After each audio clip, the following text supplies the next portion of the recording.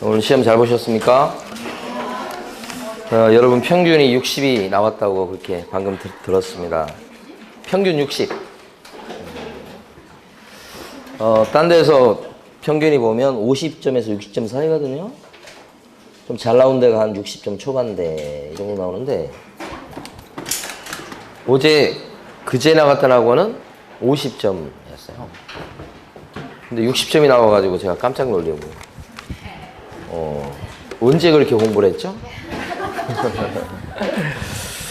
자, 그러면 문제 하나씩 보도록 합니다. 1번에서는 정답이 3번인데요. 1번은 왜 틀렸냐면, 이 중개계약은 민사중개계약입니다. 상사중개가 아니고 민사중개. 2번이 좀 어려워요. 그러니까 1번 문제는 여러분들이 많이 틀린 문제 중에 하나입니다. 근데 2번 문제는 2번 지문은 중개계약이 뭔지는 아시죠? 중개업소에 내놓고 중개업소에 의뢰하는 걸 얘기하는 거예요. 급부와 반대급부에 대해서 강제 이행 청구권이 발생하는 게 아니고 발생하지 않아요. 따라서 쌍무계약이긴 한데 조건부 쌍무계약이에요. 자, 이거 어떻게 이해하셔야 되냐면, 급부가 뭐냐면 중개 서비스를 제공하는 게 급부예요. 그럼 반대급부는 뭐예요? 복비요. 뭐 중개 서비스를 제공하면 100% 복비를 받습니까? 계약이 돼야 받잖아요. 그래서 조건부라는 거예요. 그래서 완벽한 쌍무계약이 아니죠. 우리가 편의점에 가서 과자를 산다 그러면 그 과자 들고 와서 돈 딱 지불하면 안 팔 수가 없는 거잖아요. 그래서 계약이잖아요. 쌍무계약이잖아요. 과자하고 돈하고. 그런데 중개계약이라고 하는 건 사장님이 중개 서비스를 막 제공해 주는 거. 이 물건이 이렇고요 저렇고요 막 이렇게 보여주고, 이거 하고 복비 받는 것은, 서비스 제공하면 무조건 복비 받는 거예요. 계약이 돼야 받는 거잖아요. 조건부잖아요. 그래서 쌍무계약인데, 나 서비스 제공했으니까 무조건 복비 내놔 이럴 수 없단 말이에요. 그런 의미예요. 판례입니다. 2번. 나온 적은 없어요. 기출문제에서. 근데 3번은 이제 판례인데 나온 적이 있었죠. 중개계약은 처음부터 이거 팔아주면 얼마 드릴게요 라고 복비에 대해서 구체적으로 약속 안 했어도 팔아주기만 하면 의뢰 복비 내놓으라고 할 수 있어요. 금액에 대해서는 합의를 사후적으로 봐야 되는데, 합의가 안 되면 뭐예요? 재판해야 되는 거예요.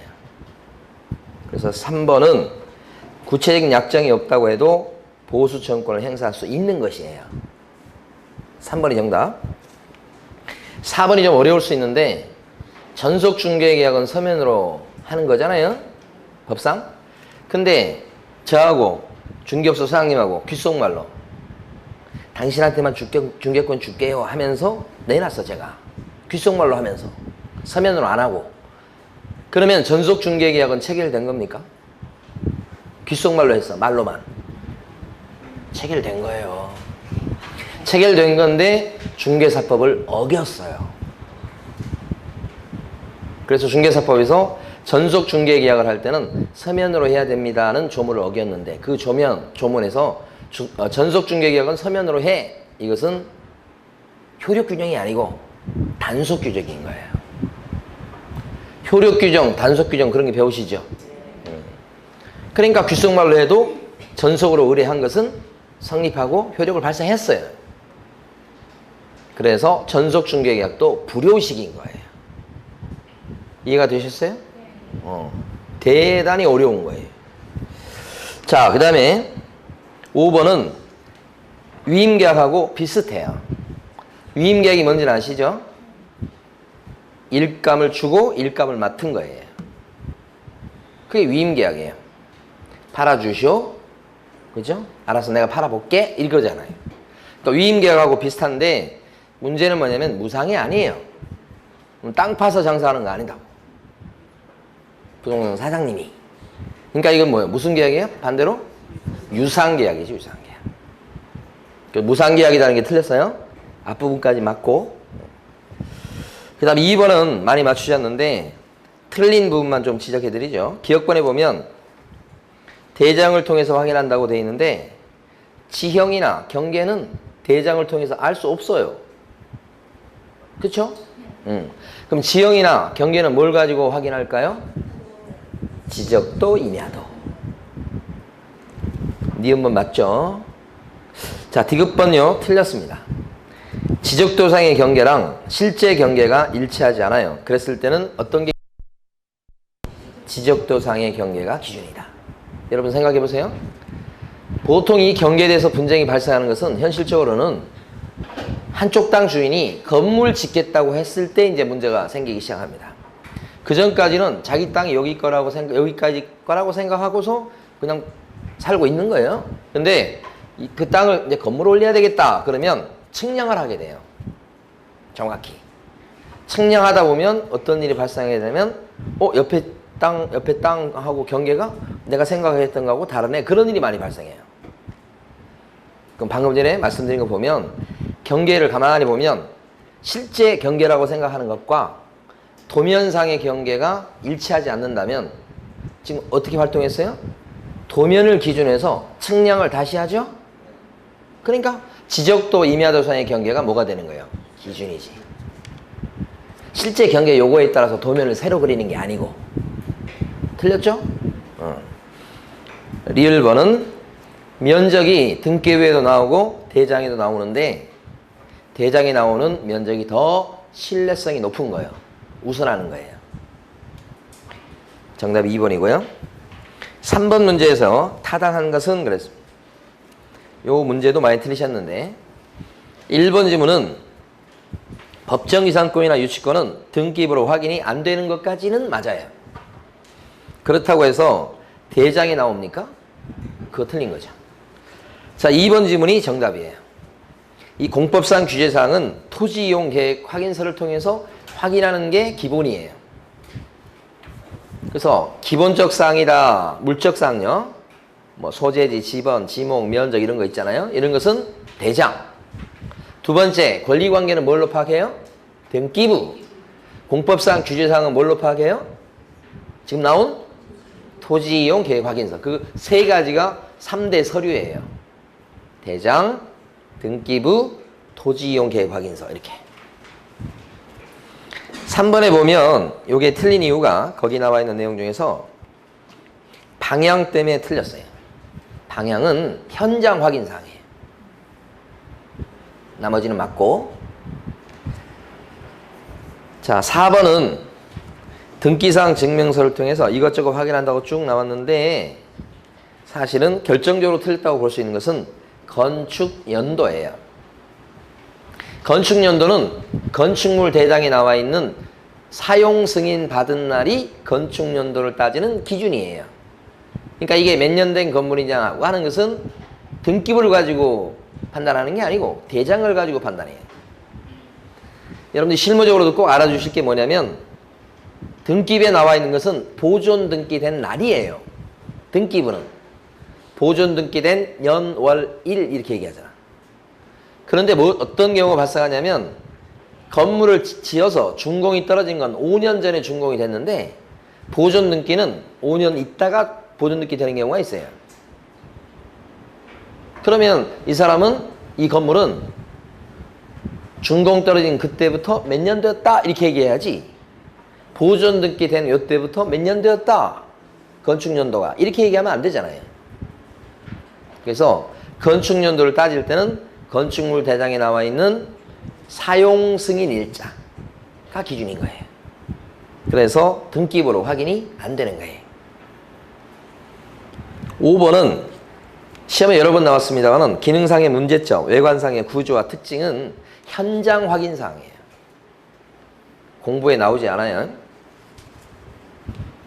자, 4번 문제 갑니다. 정답은 3번이고요.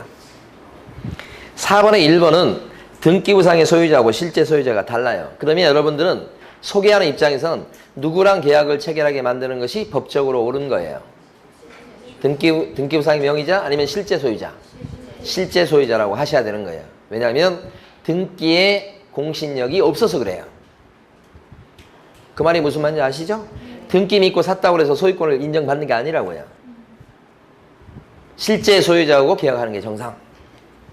2번은 실제 채무액이 아니고 건재당이니까 채권 최고액을 조사해서 설명하는 거예요. 그 다음에 동그라미 3번입니다.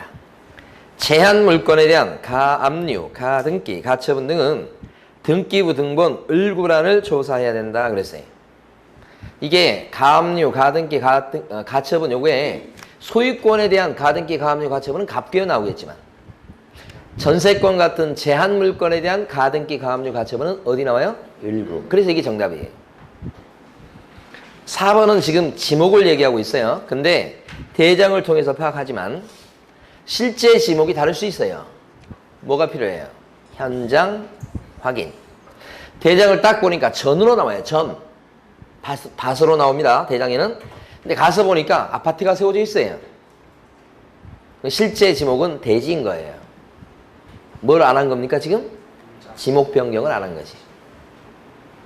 그래서 지목에 대해서는 대장을 한번 보지만 현장에 가보셔야 되는 거예요. 5번에 가등기. 가등기 해두는 경우 여러 가지 이유가 있겠지만 가등기를 해놨는데 다른 사람이 소유권 이전 등기를 해가버려요. 사고서. 그 집을 사고서.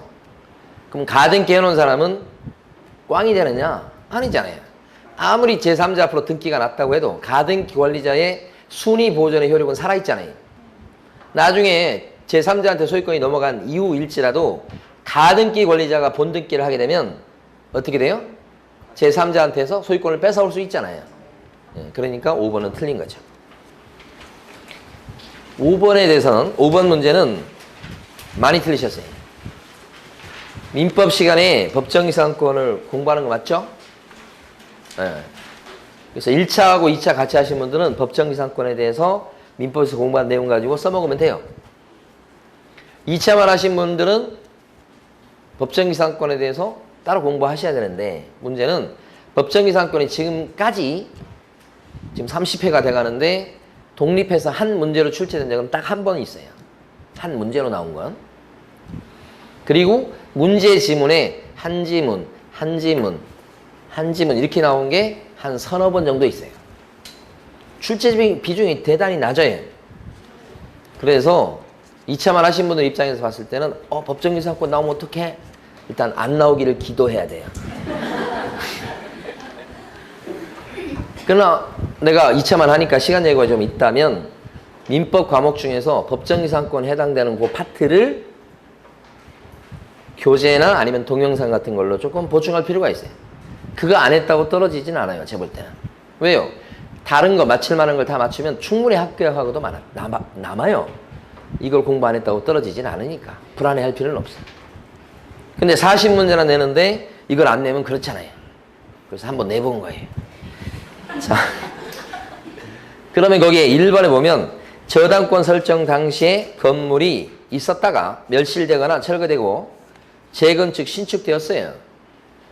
이러면 저당권 설정을 당시에 건물이 있었고 건물 주인하고 땅 주인이 같잖아요. 이래다가 경매를 통해서 땅 주인이 달라지게 되면 건물 주인은 법정이상권을 취득하죠. 건물은 이제 바뀌었지만 366조의 법정이상권 취득하기 위한 요건 중에 핵심적 요건은 두 가지예요. 저당권 설정할 당시 무조건 건물이 있어야 돼요. 뭐 쓰러져가는 건물이든 그렇죠? 심지어는 짓고 있는 건물이든 건물이 무조건 있어야 돼. 등기가 안 난 건물이든 간에. 두 번째는 건물 주인하고 땅 주인이 뭐예요? 동일해야 돼요. 그러다가 경매로 달라져야 돼요. 이것처럼 있었는데 철거하고 다시 지어가지고 새 건물이 있다고 해도 그 새 건물에 대해서 법정기상권을 인정하는데 다만 여러분 아시는 것처럼 이럴 때 법정기상권의 존속기간이나 미치는 범위는 새 건물 기준이 아니고 구 건물을 기준해서 존속기간, 최단 존속기간요. 이런 걸 인정해준다. 그런 거 아시죠? 어쨌든 인정은 돼요. 자, 2번은 미등기 건물을 대지와 함께 매도하는 경우가 꽤 많아요. 현실적으로. 시골에 가면 건물이 다 보존등기 된 게 아니고 보존등기 안 된 미등기 건물 꽤 많아요. 이렇게. 그래서 A가 살고 있는데 A가 이 집을 돈 받고 B한테 파는 거예요. 이때 팔 때 건물만 파는 게 아니에요. 땅도 팔고 건물도 팔고 미등기 상태지만 이걸 B가 돈 주고 샀어요. 그럼 땅 주인 B, 건물 주인 B 이렇게 바뀔 상황인데 땅에 대해서는 등기부상의 등기 명의를 A에서 B로 바꾼다고요. 매매했기 때문에. 근데 건물은 미등기 상태이기 때문에 요 미등기 건물에 대한 소유권을 갖다가 B가 취득하려면 그죠? 이건 미등기지만 A가 신축을 했다면 원시 취득이 되기 때문에 보존 등기를 안 해도 A 거예요. 근데 요렇게 넘어갈 때는 B 앞으로 등기가 나야 B 거예요. 등기가 됩니까? 안 되잖아요. 그러니까 이것은 우리 생각으로만 소유권자가 B라는 거지 실질적인 소유권자는 누굽니까? A죠. 자, A는 이 집에 살고 있어요? 안 살고 있잖아. 그러면 형식상으로 가만히 보면 이거 아니니까 땅 주인하고 건물 주인이 같았다가 매매를 통해서 땅 주인 B 그러나 여전히 건물 주인은 법률상은 A. 그럼 A한테 366조 관습법상의 법정이상권을 A한테 인정해 줍니까? 살고 있지도 않는 이 사람한테 인정해 주지 않는다 이것이. 이게 동그라미 2번이에요. 근데 이거하고 혼동하시면 안 될 게 이건 지금 관습법상의 법정이상권 케이스입니다. 근데 실무에서 많이 발생하는 것은 이거보다 요것이에요. A가 건물을 갖다가 갖고 있는데 이게 미등기 건물이에요. 근데 A가 대출을 받습니다. 갑은행에서. 돈이 없어서. 근데 갑은행은 대출을 해줄 때 보니까 이게 미등기 건물이 되니까 담보를 잡으려고 할 때 땅에 대해서만 담보를 잡을 수밖에 없어요. 그럼 이건 못 잡으니까 대출을 많이 안 해주겠죠. 땅만 담보 잡으니까요. 이랬다가 빚을 못 갚은 겁니다. A가. 그러면 경매로 넘어가겠죠. 그럼 이것을 임의경매. 저쪽하고 틀리죠? 그래서 낙찰자가 B가 됐어요. 근데 이 건물은 여전히 누가 소유하고 있고 누가 살고 있습니까 지금? A가 소유하고 있죠. 근데 이게 미등기 건물이잖아요. 그럼 A는 법정이상권이 인정됩니까? 366조의 법정이상권이 인정됩니까? 저당권 설정할 당시에 건물이 있었죠? 주인이 갔죠? 달라지게 됐죠? 그럼 인정되잖아요 아까. 왜 인정이 안 된다고 그래요? 처음 했던 거잖아요. 저당권 설정할 당시에 건물이 있었고 같으면 그랬다가 달라지게 되면 인정된다 건물임자한테. 이 건물이 짓고 있는 건물이든 쓰러져가는 건물이든 인정된다고 그랬잖아. 미등기 건물도. 이런 케이스가 많아요. 서울 외곽조에 가면. 무슨 말인지 아시죠 이거? 그래서 미등기 건물일지라도 법정이상권이 인정된다 케이스는 요거예요. 여러분들 아시는 게. 요게 기본이고. 근데 이걸 매매를 했을 때는 요 법률상 소유권자가 A가 되는 바람에 A한테는 관습법상의 법정이상권을 인정해 줄 수가 없다.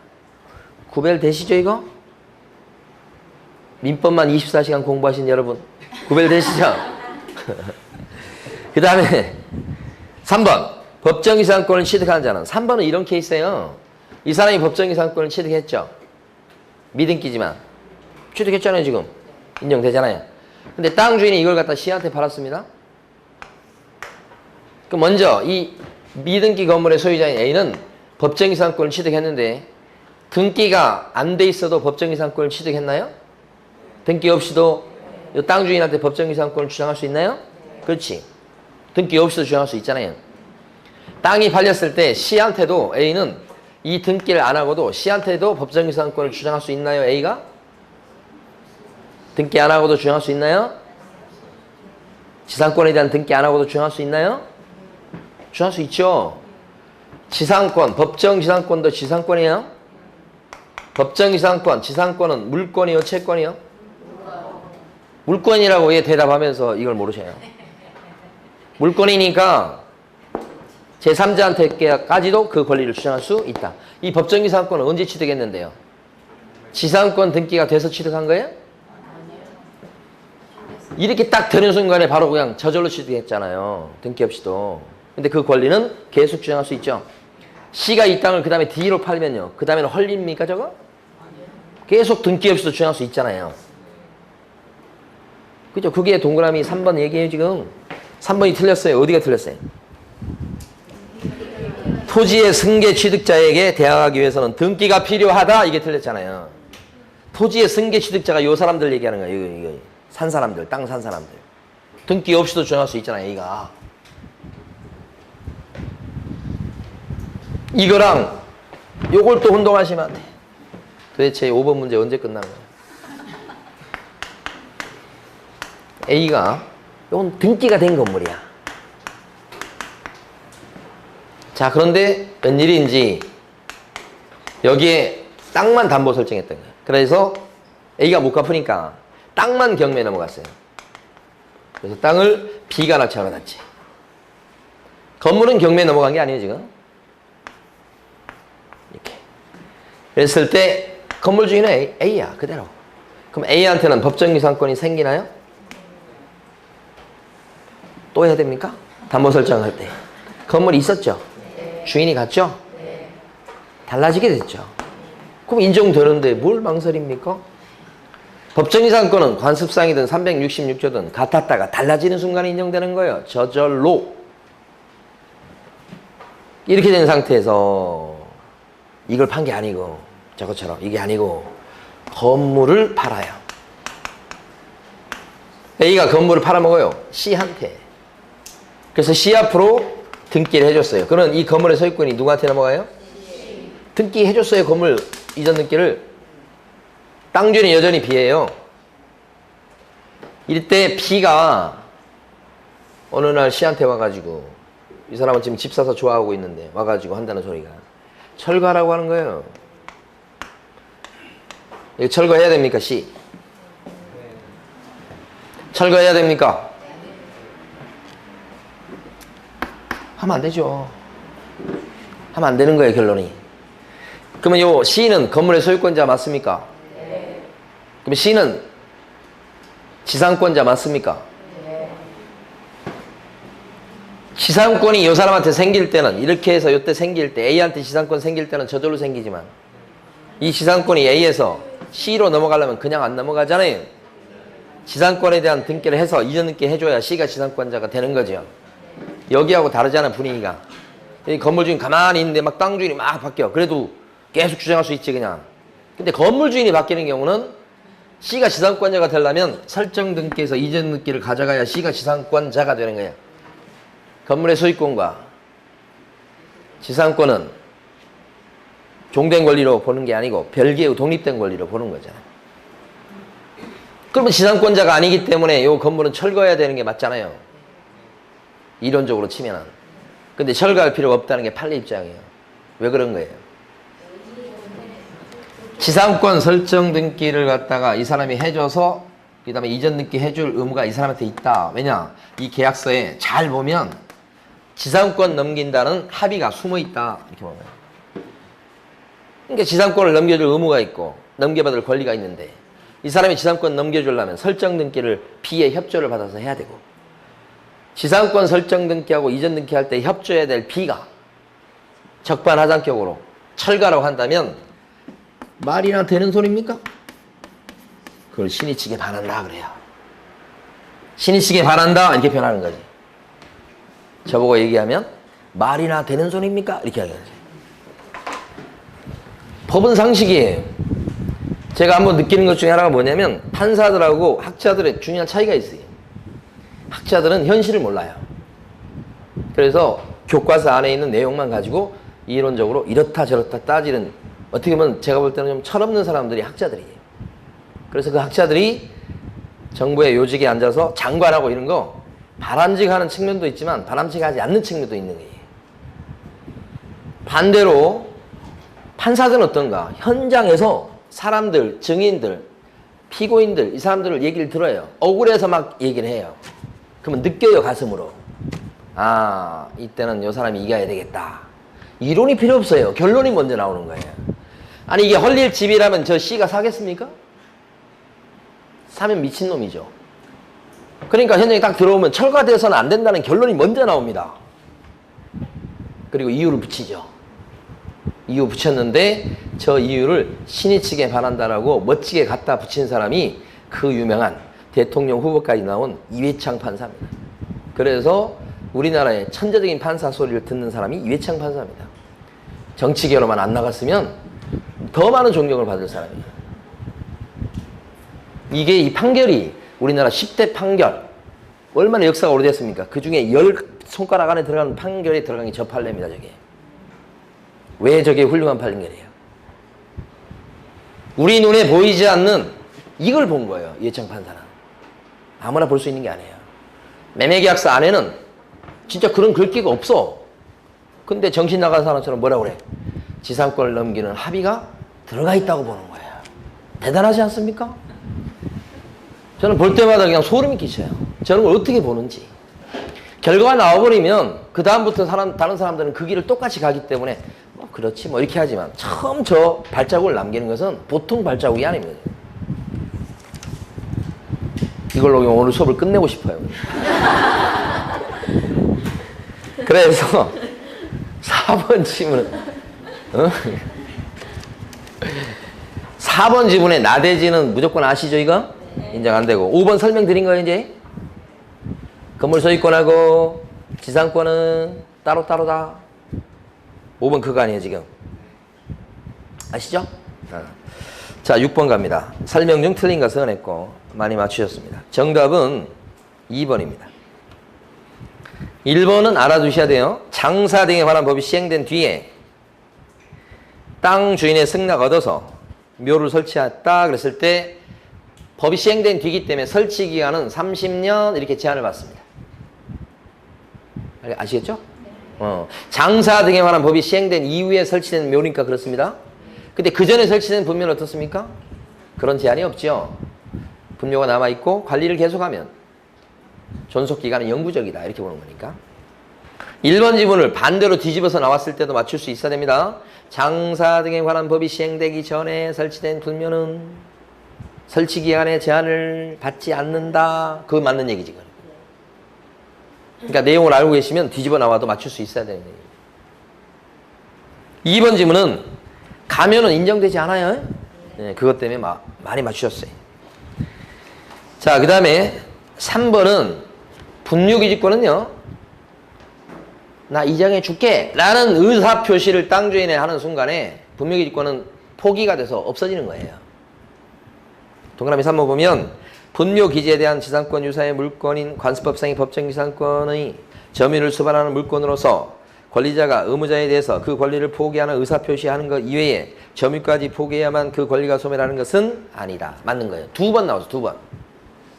그러니까 분묘기지권을 갖고 있는 사람이 땅 주인하고 갑자기 어느 날 그냥 생각이 맞아가지고 나 언제까지 이장해 줄게요. 땅 주인이 요구하니까 원래는 이장 안 해도 되는데 이장해 줄게요. 그 순간에 어떻게 되는 거예요? 분묘기지권은 없어져 버리는 거예요.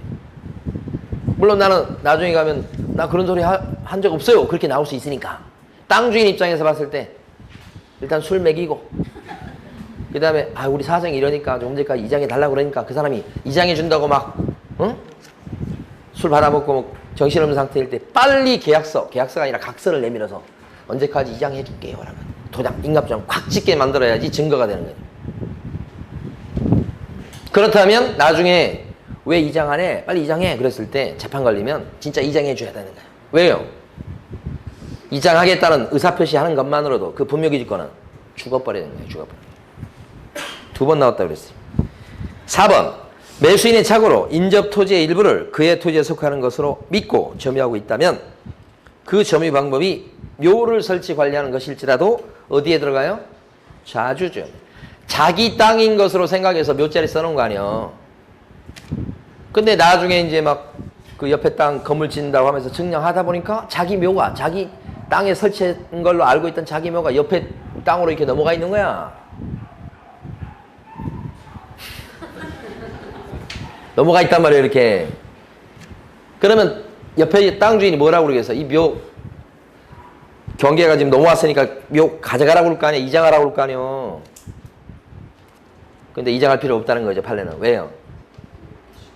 옆에 있는 그 땅을 자기 땅으로 생각하고서 뭐 20년간 이렇게 막 했다면 그 땅에 대한 점유 취호 취득을 인정해 준다는 거예요.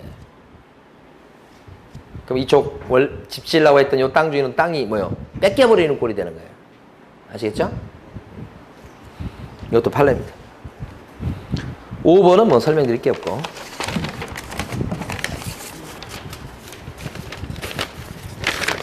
자, 7번 문제입니다. 틀린 것은 했고 정답은 5번. 7번에 1번은 뭐냐면요. 종중 임야가 있습니다. 그런데 동네 사람이 와서 그 종중 대표자한테 여기 좀 몇 자리 좀 쓰자고 부탁하는 겁니다. 그랬을 때 종중에서는 몇 자리 쓰게 이 사람 우리하고 친하고 그러니까 인정해주고 싶어. 그런데 대표자가 종중 임야인데도 불구하고 대표자가 개인적으로 그냥 몇 자리 쓰세요 그런 거야.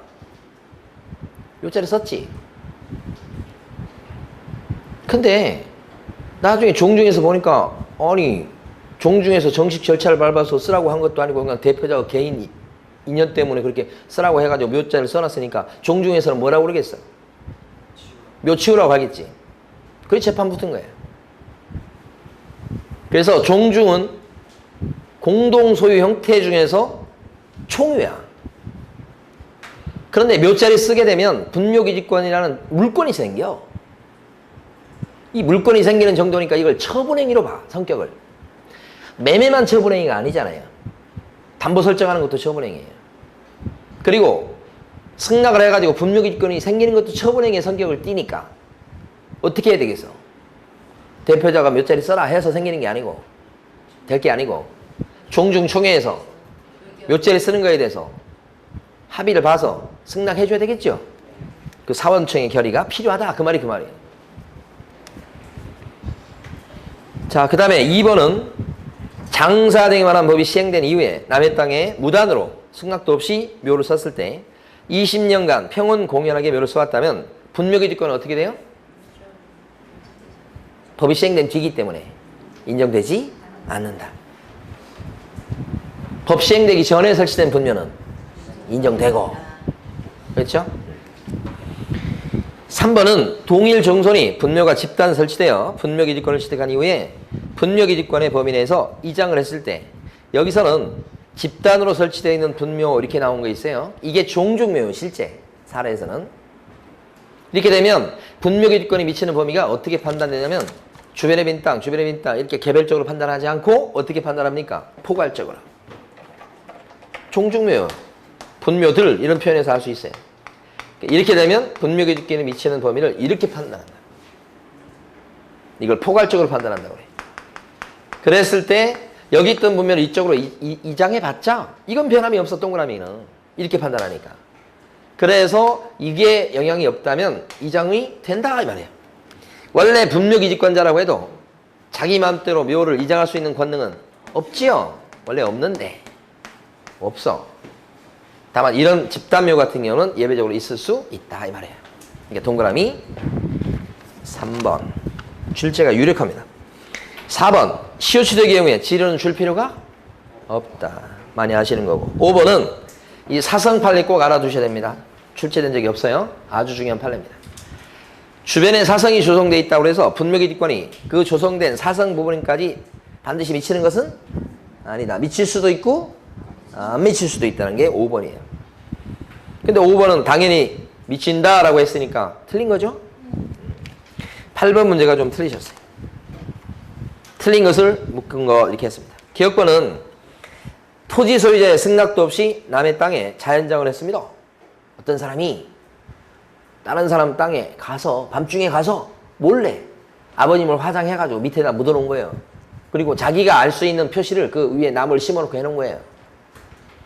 그리고 시간이 한 20년이 오래 흐른 뒤에 땅 주인이 거기를 개발하려고 땅을 팔려고 막 할 때 말이에요.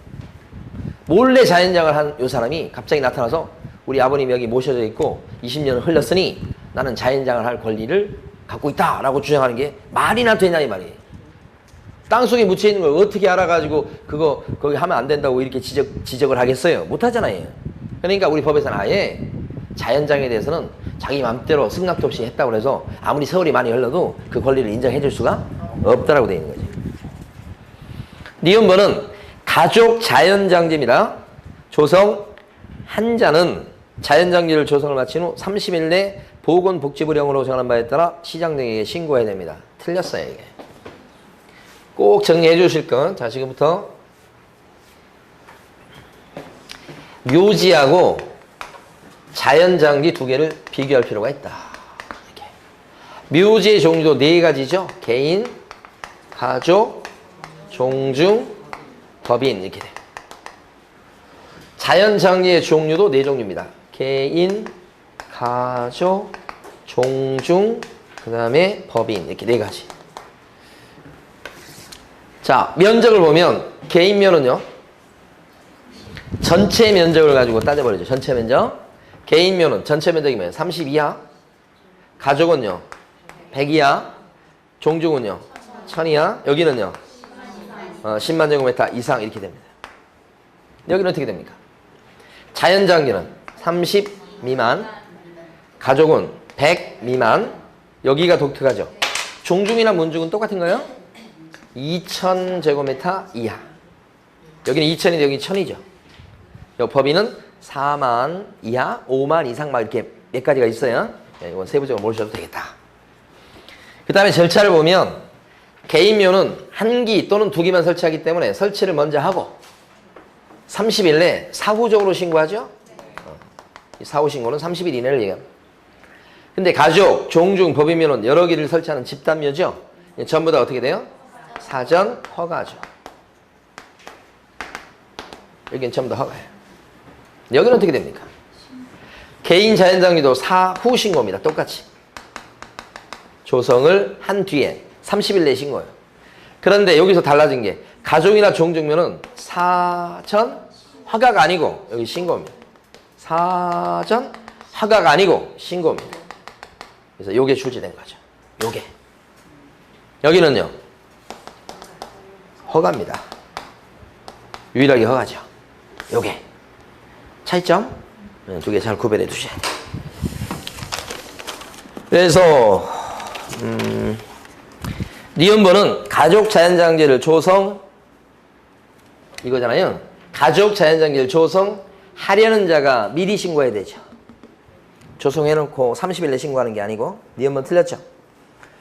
디귿번 종중묘 이렇게 하면 이것은 종중 구성원을 같은 묘역에 설치하는 걸 얘기하고 친족 관계였던 사람을 같은 구역안에 설치하는 것은 가족묘입니다. 다시 한번 개인묘 그러면 배우자 관계했던 사람까지 같은 구역에 설치하는 여기까지가 이제 개인묘로 봐요. 가족묘 그러면 친족 관계였던 사람을 같은 구역에 설치하는 것을 가족묘라고 그래요. 같은 족자 돌림이라고 그랬죠. 이건 종중 구성원 촌수가 더 멀어지는 거예요. 그 다음에 법인묘 이렇게 되면 이건 무슨 법인? 재단법인 이렇게 하는 지금 디귿번 틀렸죠? 친족 관계였던 자 이렇게 나오면 뭐라고 그래야 돼? 가족묘라고 그래야 돼요. 종중묘 아니고 리을번은 맞습니다. 가족 자연장기는 어떻게 돼요? 가족 자연장기는 이거잖아요. 100제곱미터 미만. 미음번 틀렸죠? 시장 등은 묘의 설치 관리를 목적으로 민법에 따라 설립된 사단법인에 한정되어서 사단법인 아니고 무슨 법인이요? 재단법인 이렇게. 그래서 틀린 것은 니은번, 디귿번, 미음번 이렇게 세 개입니다. 9번. 9번의 정답 2번이고 9번의 1번은 기출문제 나왔던 거 그대로입니다. 문중 자연장기를 조성하려는 자는 관할 시장 등에게 허가를 받는 게 아니고 신고. 요거잖아요, 요거. 신고. 허가 아니고 신고. 미리 신고하는 거 사전 신고. 2번 가족묘를 설치 관리하고자 하는 사람은 가족묘 그러면 사전 허가. 여기는 허가입니다, 또. 그래서 2번이 정답이에요. 3번은 어디가 틀렸냐면 한 기당 면적은 10평방미터 이하, 10제곱미터 이하인데 합장하면 어떻게 됩니까? 요런 집단묘도 한 기당 면적은 줄어서 10제곱미터 이하인데 합장했을 때는 합이 15예요. 15제곱미터 이하. 이거 전체 면적이잖아요. 이런 집단묘 같은 경우는 전체 면적은 이렇게 되지만 한 기당 면적은 어떻게 돼요? 10제곱미터 이하. 근데 합장했을 때는 어떻게 돼요? 합장 시에는 15제곱미터 이하 이렇게 합이 15 이렇게 된다. 요 경우에 그렇다는 얘기입니다. 자, 그 다음에 4번 질문은 이거 연도가 틀렸네. 15년 설치기간이 15년이 아니고 30년. 연장기간도 30년 이렇게 되죠. 5번 질문은 설치기간이 끝나면 그 분묘를 철거해야 되겠어요. 언제까지요? 1년 이내죠. 이거 철거 안 하면 뒤에도 나오지만 형사처벌입니다. 그래서 9번의 정답 2번. 10번의 정답은 3번. OX하십시오 그건데 기억번은 분묘 기지권에는 그 효력이 미치는 범위 안에서 원래 분묘를 따는 것으로 이장할 권능은 포함되지 않는다. 원래 포함되지 않고 이장 권능은 이거 기억번 동그라미. 니은번은 문중 자연장제의 면적은 어떻게 되죠? 문중 자연장제 요건데 1000 이하가 아니고 뭐예요? 2000 이하. 니은번 X. 디귿번 분묘가 멸실된 경우라고 하면 유골이 존재해서 분묘의 원상회복이 가능하더라도 분묘기지권은 소멸하게 된다. 그렇습니까? 원상회복이 가능하니까 소멸하지 않는다. 자, 리을번 공설묘지의 설치기한은 30년으로 제한받지만 사설묘지는 제한을 받지 않는다. 아니에요. 사설묘지도 30년, 공설묘지도 30년 이렇게. 그래서 O, X, X, X니까 정답 3번. 11번입니다. 틀린 것은 그랬고 1번은 매장 신고입니다. 매장은 100% 사후 신고입니다. 매장을 해놓고 그 다음에 30일 내에 매장지를 관할하는 특별자치시장, 특별자치도지사, 요게 이제 세종시장하고 제주도지사를 얘기합니다. 그 다음에 시장구에서 구청장한테 신고해야 되겠다. 맞습니다. 요게 출제됐었죠. 1번이. 2번 설치기간이 끝나면 1년 안에 철거해야 되는데 그거 안 하면 1학년 일반이다. 2번도 맞고. 3번 설치기간 30년을 계산할 때는 언제부터 계산합니까? 최초로 설치된 날부터 30년을 계산하는 게 아니라 합장된 날부터 계산하죠. 4번 묘지에 비석 등을 새로 설치했어도 시설물의 규모나 범위가 분묘기지권의 허용 범위를 넘지 않는다면 분묘가 위치한 땅의 임자가 토지 소유권에 근거해서 방해 배제 청구로서 그 비석의 철거를 구할 수는 없다. 분묘기지권에 미치는 범위에 쏙 들어가면 보호받게 됩니다. 5번 분묘의 부속시설인 비석 등 재구를 설치 관리할 권한은 분묘의 수호관리권에 포함되어서 원칙적으로 누가 분묘의 수호관리권이 있더라? 제사 지내는 사람이. 근데 이러한 분묘의 수호관리권 안에는 분묘기지권이 들어간다고 보는 거예요. 여기 안 나왔지만. 그러면 결국 분묘기지권자는 누가 되는 거예요? 제사를 주재하는 자. 이렇게 되는 거죠. 자, 12번의 정답은 1번이고요. 장사 등에 관한 법에서 말하는 분묘의 점유면적은 분묘 기지면적만을 얘기한다. 여기 보면 10제곱미터, 15제곱미터, 30 뭐 이런 거 나오잖아요. 이것은 분묘에 있어서 요 기지 부분의 면적만 얘기하는 게 아니고 주변의 설치구역 면적까지 다 얘기한다. 비석 세우고 나무 심어놓은 것까지 다 면적을 얘기하는 거예요. 이거 합쳐서 개인묘라면 30제곱미터 이하 이렇게 되는 거예요. 1번 틀린 거죠. 2번 알아두셔야 돼요. 개장을 하려는 자는 시신 또는 유골의 현존지 또는 개장지를 관할하는 시장 등에게 각각 신고해야 되겠다. 이걸 개장 신고라고 그래요. 아까 매장도 신고했었죠? 매장 신고는 사전 신고입니까? 사후 신고입니까? 매장 신고. 30일 내 사후 신고하는 거죠? 개장 신고는 사전 신고입니까? 사후 신고입니까? 사전 신고예요. 자, 다시 적어놔 보세요. 매장이다 그랬을 때는 매장을 하고 나서 30일 이내 사후적으로 신고하도록 되어 있습니다. 매장은요. 여기서 사후 이렇게 얘기 나오면 30일 이내입니다. 이렇게. 근데 개장은 파내는 거예요. 자, 개장은 사전 신고입니다. 지금 나온 것처럼. 30일 이내 그런 얘기가 나올 수 없어요. 개장을 하고자 하는 자가 미리 신고한다는 거예요. 화장도 있습니다. 화장. 화장을 하고자 하는 자가 또 어떻게 해요? 미리 신고하는 거예요. 두 개는 미리 신고, 매장은요. 사후 신고. 요게 나왔고 요거 출제 예상 문제입니다. 3번 개인 분묘의 제외 면적은 한 기당 30평방미터 이내로 하며 합장의 경우도 또한 같다. 개인묘는 합장해도 30 이하예요. 개인 묘니까. 4번 시도의사 또는 시장군수구청장은 관할구역 안에 묘지 수급을 위해서 필요하다고 인정이 되면 조례로 정하는 바에 따라서 5년 이상 30년 미만의 기간 안에서 분묘의 설치 기간의 연장 기간을 줄일 수도 있다. 연장 기간 단축하는 제도가 있죠. 조례로 단축합니다. 그때 조례로 단축할 때는 경기도 조례로도 단축할 수 있고요. 광명시 조례로도 단축할 수가 있습니다. 꼭 광명시 조례로만 단축하는 것도 아니고요. 꼭 경기도 조례에만 하는 것도 아닙니다. 그러니까 그 지역 사정에 맞춰서 경기도 조례로 단축하고 광명시 조례로 또 단축하고 그렇게 할 수 있어. 자, 그 다음에 5번은 법인면허는 아까 요거 이상하다고 그랬죠? 10만 제곱미터 뭐예요? 법인면허는 이상. 5번 맞는 거죠? 이하 그러면 안 됩니다. 네.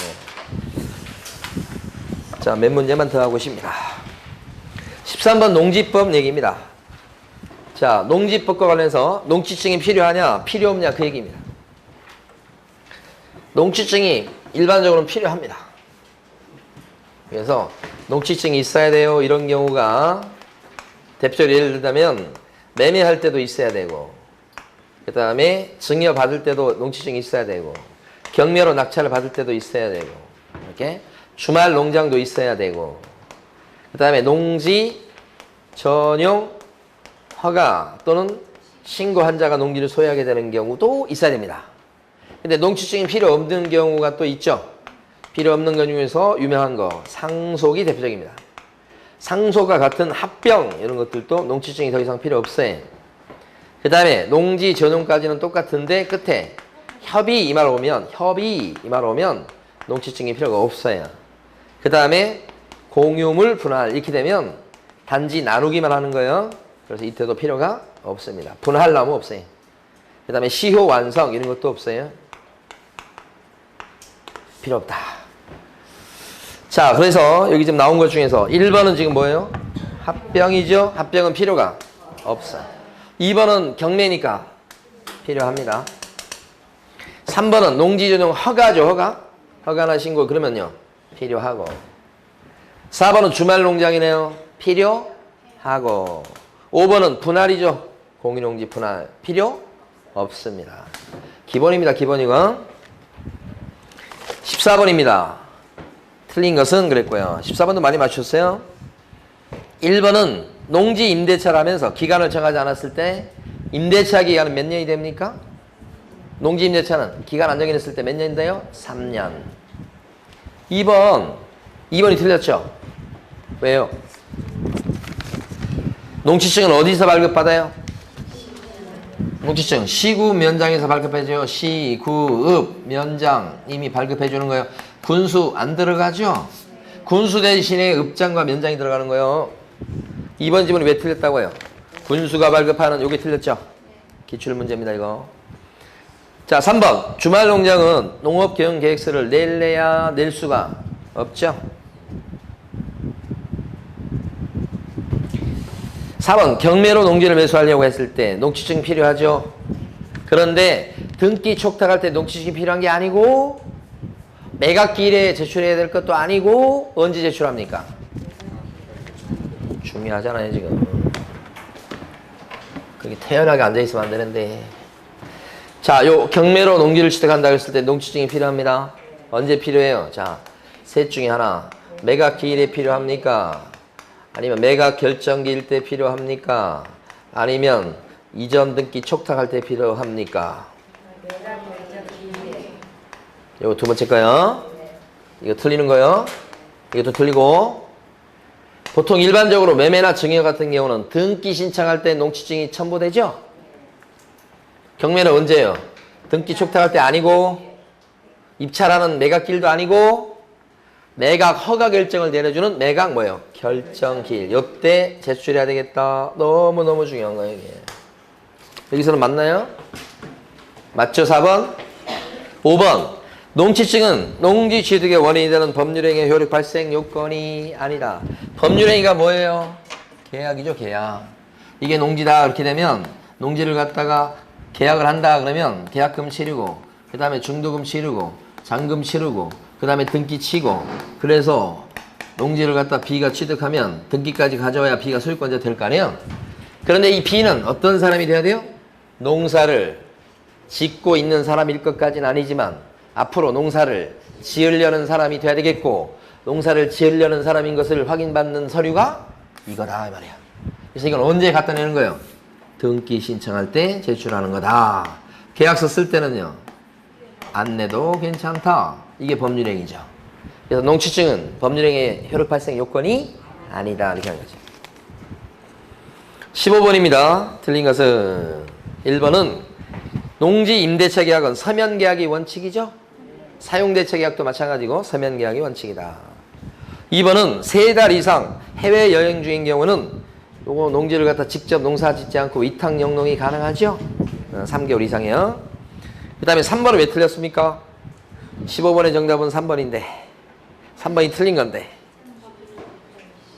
자, 농지 임차인도요. 대항력 인정받죠? 농지 임차인이 대항력 인정받으려면 어떤 요건을 갖춰야 됩니까?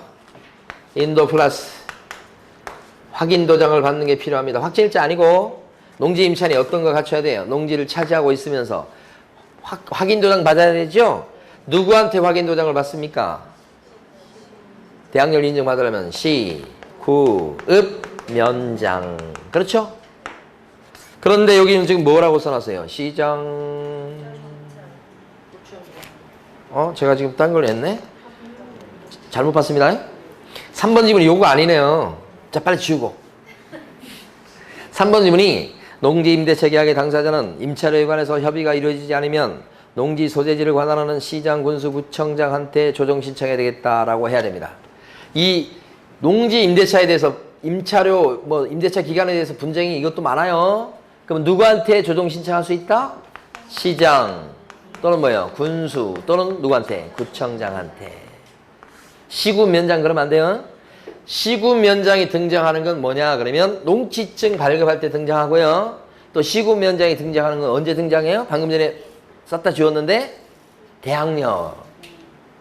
확인도장 찍어주는 데가 어디예요? 시군면장. 농취증 발급해주는 데가 어디예요? 시군면장.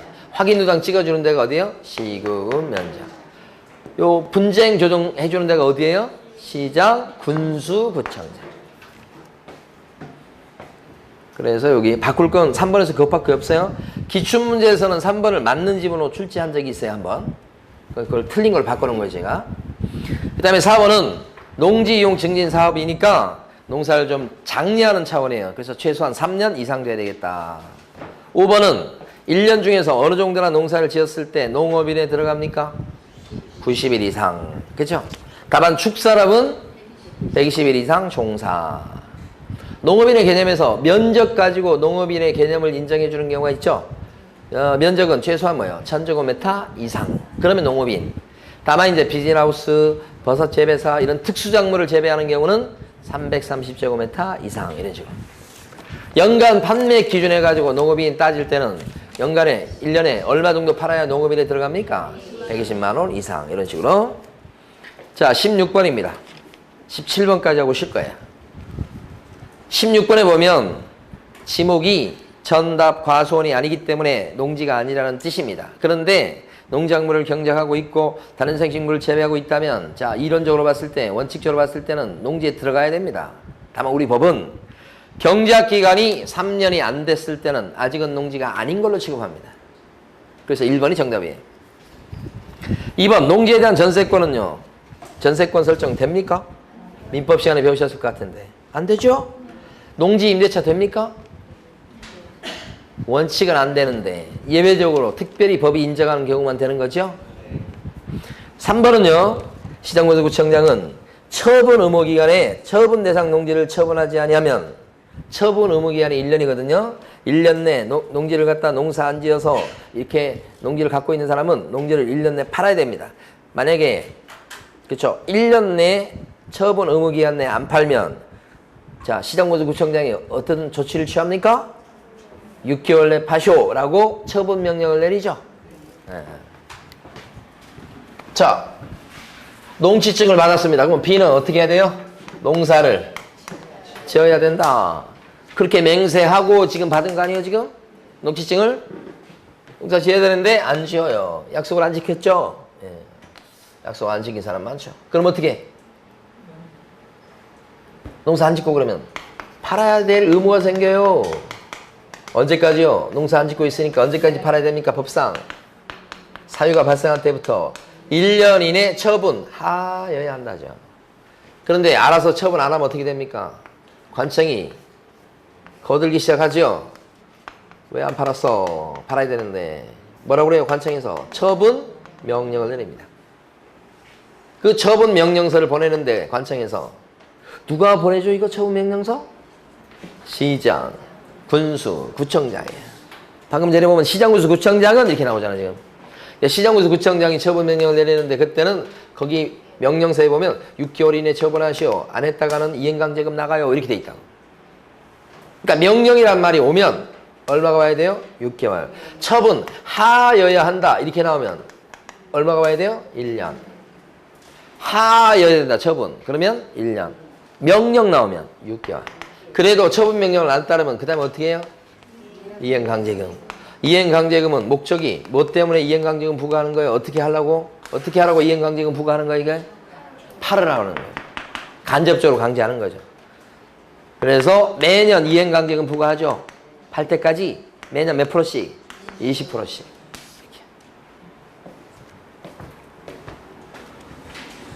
그래서 3번 요것도 틀렸고요. 6개월 이내 처분할 것을 명할 수 있다고 해야 돼요. 자, 그 다음에 4번은요. 자, 주말농장 같은 경우는 세대 구성원별로 1,000제곱미터 미만의 농지를 소유해서 구성원별입니까? 1인당이란 뜻이잖아요. 그게 아니잖아요. 세대별 합산 면적이죠. 세대 구성원이 모두 소유하고 있는 총 면적을 얘기하죠. 세대별 합산 면적. 구성원별 아니고요. 5번. 상속이다 그랬을 때요. 이때는 10,000제곱미터 이내로 소유하는 걸 제한받는 경우가 있는데 그때는 어떤 경우예요? 농업 경영을 하지 않는 자가 상속받았을 때나 10,000제곱미터 이내로 제한을 받는 거고 농사 짓는 사람일 때는 제한이 없죠. 5번을 맞게 고치려면 농업 경영을 하는 자는 이걸 어떻게 바꿔야 돼? 농업 경영을 하지 않는 자는 이렇게. 그러면 맞죠. 5번 틀렸어요? 17번에서요. 1번이 틀린 겁니다. 어디가 틀렸습니까? 아까 설명했는데. 대항력이 생기려면 인도 플러스 확인 도장을 받는 게 필요하다고 그랬죠. 그때 확인 도장은 누가 찍어줘요? 시구급 면장. 시장군수 구청장 아니고요. 틀리게 낼 때는 거기밖에 틀리게 낼 데가 없어요. 대항력 아직 시험에 안 나왔습니다. 1번. 자, 2번 지문은 20% 이행강제금 부과한다는 뜻입니다. 언제까지 부과해요? 처분명령을 따를 때까지 매년 20%씩 부과하죠. 방금 전에 설명드린 거고요. 그 다음에 임대인이 임대차 기간이 끝나기 3개월 전까지 임차인한테 갱신거절의 통지 또는 조건변경의 통지를 안 했다가는 어떤 일이 발생합니까? 종전 임대차 기간이 끝난 때 묵시적 갱신이 돼서 종전 임대차 계약과 같은 조건으로 다시 한 것으로 보지요. 그래서 묵시적 갱신이 안 되게 만들려면 임대인은 늦어도 3개월 전까지는 비우게 통지를 했어야 되지요. 갱신거절의 통지를. 아시겠죠? 3개월 기간을 기억하시고 4번은 선거에 따른 공직 취임으로 나 국회의원 해야 되겠어요. 그러면 농사를 직접 짓기 힘든 부득이한 사유가 되는 거죠. 이랬을 때는 어떻게 해요? 위탁 영농하거나 임대차 할 수 있죠. 가능합니다. 5번 매수인이 자, 요 사람이요. 이 사람이 텃밭 갖고 오려고 합니다. 그래서 농지를 취득하려고 해요. 이게 진짜 농사 짓는 거 아니고 텃밭 갖고 오려고 하는데 B가 농지를 취득할 수나 있나요? B가 진짜 농사 짓는 게 아니고 텃밭을 갖고 오려고 해요. 그러면 B는 A로부터 그 농지를 취득할 수 있냐고요. 살 수 있냐고. 텃밭인데. 텃밭이 주말농장이에요. 뭐 이렇게 어렵게 생각을 해. 이 사람이 주말농장 하겠다고 생각하고 있어요 지금. 그렇게 하려고 그래. 그러면 이 농지를 이 사람이 취득할 수 있냐고요. 있지. 있어요. 이때는 농취증 필요하냐고요. 필요하다고 그랬잖아요. 근데 이건 진짜 농사 짓는 건 아니니까 영농계획서는 필요가 없죠. 그래서 이거 없이 그냥 간단히 그냥 요 농취증 발급 신청하면 발급이 돼요 그냥. 그러면 이 사람은 뭐 해야 돼 이제? 그치 텃밭 일궈야 된다고 이제는. 근데 이 사람이 그 농지를 취득해놓고 텃밭 안 하고 주말농장 안 하고 땅값 오를 때까지 기다리고 앉아있는 거예요. 아무것도 안 하고 그냥. 그럼 어떻게 해야 돼 이거? 저 어겼잖아 지금. 주말농장 하겠다는 거 어겼잖아. 그럼 어떻게 해야 돼? 처분해야 돼. 언제까지? 1년 내. 1년 내에 처분 안 하고 버티고 그러면 어떻게 돼? 팔으라고 막 명령서가 나와. 그래도 안 팔면 매년 20%씩 이행강제임이 나온다. 똑같은 원리란 말이에요. 5번 맞죠? 네. 자, 쉬겠습니다.